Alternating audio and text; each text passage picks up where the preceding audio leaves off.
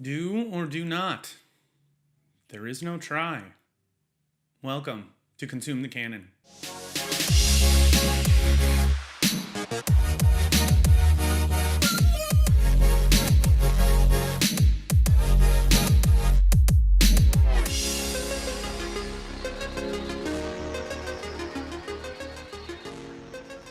40 years of content spanning 150 years in the Star Wars universe. So trying to find one image to use across the top of my social media channels was daunting, to say the least. So what I settled on was an image that I could use across all those channels that would specifically show where I am in my progress. And people would be able to track how far along I was just by looking at the header image. The bottom right-hand corner of the header image shows two specific pieces of data. The first is whatever the next piece of content is that I'm going to be consuming. So for right now, that is A Recipe for Death, which is a short story, which happens about 100 years before the beginning of The Phantom Menace. And then the second is a set of numbers, which shows the percentage that I have gotten through the Star Wars canon. Currently, that percentage is 0.0, because I haven't started yet. The image itself shows a rough breakdown of some eras in time within the Star Wars canon. Now, these eras aren't anything that exists outside of this header. They're just some breakdowns that I came up with that I thought were reasonable ways to break up certain sections of the Star Wars story. Don't expect to see these anywhere else. They're not available in any other places. Like I said, I just kind of made them up. But I'm going to talk about them in this video and kind of break down what is included in them. And that image as well is going to change as I go through the content. How it's going to change is still TBD, but you guys will be the first ones to know when I settle on something. As for the eras, well, let's break them down. Episode 1. Episode 1 is all of the content that happens before The Phantom Menace. The Phantom Menace, the film, and then any other media pieces that are directly related to The Phantom Menace. So youth reader novels and comic books and so forth. There's not a ton of content that is around The Phantom Menace, so it's not really that large of an era. Episode 2. So all the content between The Phantom Menace and Attack of the Clones is encapsulated in Episode 2, as well as the film and all the supporting media that go along with it. Again, not a very long era. There is some material in here, but it's not really that much. Clone Wars. Okay, this era is huge.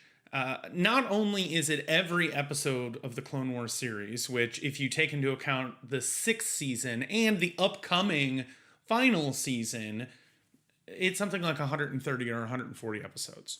But it also includes a ton of comics, the novel Dark Disciple, and a bunch of other stuff. Clone Wars is a massive era, and that's why Clone Wars takes up so much space in the header image. It's going to be a lot of fun. It's a really fun era, but it's going to take some work. Episode 3. So this is the shortest era. All it includes is Revenge of the Sith, a few young reader versions of the book, and 2 issues of the Canon comic series. I was going to include the Darth Vader series in this, but I decided to include it in the next era instead, Rise of the Empire. So this is another large era. It includes dozens of comics, a handful of novels, and the movie Solo. Now, Solo, if you notice, is actually the only movie that doesn't have its own era. And most of the reason for that is that the content associated with Solo actually spans a pretty large stretch of time. A ton of it is right in that 13 to 10 BBY sort of breakdown. But there is stuff that kind of goes all over the place as well. So I just said Solo will be right in Rise of the Empire. But there's another era that follows right after this that really kind of overlaps with a lot of Rise of the Empire stuff. It's very big as well. And it's going to cause some confusion if people really start digging into it. The Rebellion. So there are a couple of pieces in this era that happened before the Rebels television series, but most of it is that series and the media associated with it. Now, don't get me wrong. The Rebellion rising up and the rise of the Empire, there's a lot of stuff that's overlapping there. And maybe if you really dug down into it, you would see that, oh, the Rebellion era should be a little bit shorter and the Rise of the Empire era should be a little bit larger. And am I going to change it? I'm not. I'm not going to update it. I'm going to leave it exactly how it is. I am not going to get down to the pixel perfect breakdown of which era is which. Just know that these two eras are a little bit muddled. Okay. And then they lead into an era which probably doesn't need to be there, but is there for a very specific reason. Rogue One. So I lied, actually. There's two very specific reasons. The first one is that Rogue One actually has a lot of related content to it. Comics, a couple of novels, the movie itself. There's a lot of stuff going on right around Rogue One to justify it being its own little mini era. The other reason, though, is that it's got a really cool poster, and I wanted to include it in the header. Episode 4. Now, if I'm being honest, there's actually a ton of content associated with A New Hope. Almost too much. It would make the era kind of unwieldy, and there'd be a lot more question about where is the breaking point between the Rogue One and Rebellion eras, A New Hope, and Empire Strikes Back. So what I've done is the eras for A New Hope is only the content very specific to A New Hope. So the movie, the novelizations, any young reader content, any associated comics that are specifically about the movie. But if it's not about the movie, it's going to fall into the next era, which is ginormous. Heir to the Jedi. This era is massive. Tons of comics in this era. So this is everything that happens between the end of A New Hope and the beginning of Empire Strikes Back. It's actually only about 3 years, but there's more content in this than any other era. So many comic series.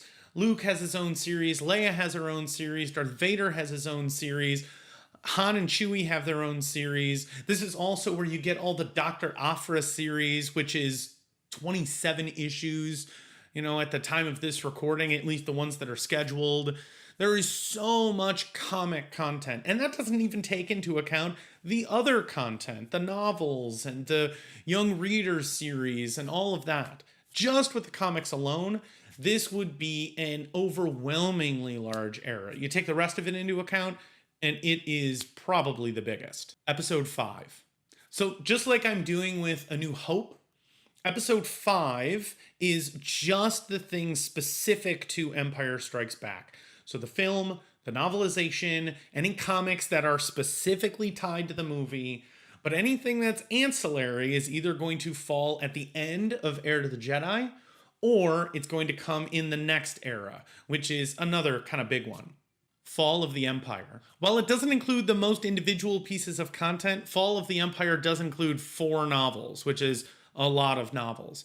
Granted, it's not the most novels. The most novels is actually the next era, which leads up to Episode 7. Episode 7. With 5 novels, multiple major comic tie-ins, and the new Resistance series, which is going to be leading up to The Force Awakens, Episode 7 era is the biggest. Probably in the amount of time it's going to take to consume. It may not have the most pieces of media, it does have a lot, but with 5 novels and a television series, this is going to be some serious work. But it is without question the richest as far as media is concerned, the most robust. We're getting backstories of a lot of different characters, and it's going to create an extraordinary baseline to be able to build off of for Episode 7. I think it's really going to make The Force Awakens, the next time I watch it, very interesting. Episode 8. So there's a lot of short stories and comics on both sides of The Last Jedi. So really anything that's associated with The Last Jedi up until the end of the canon is going to fall into this era. And unless there are some things that come out before next December that are specific to episode 9, this will actually be the end of the stuff that I'm doing up to and including the viewing of episode 9. Well, there is one more thing. Wills. So there's this one piece of content that happens way in the future. It is a non-specific amount of time in the future, but it is in the distant future. Almost the opposite of a long time ago. Almost like it's happening right now. But the short story is called Wills. I'll actually link to a description of it right below.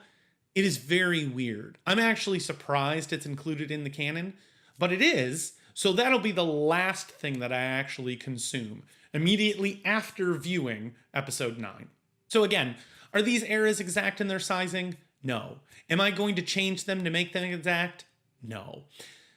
But if you have any questions about it and you want to talk about it, please like, share, subscribe. Give me all your comments down below. I love debating about Star Wars. I love talking about Star Wars. And I love doing this for you guys. So thanks a lot, and join me next time on Consume the Canon.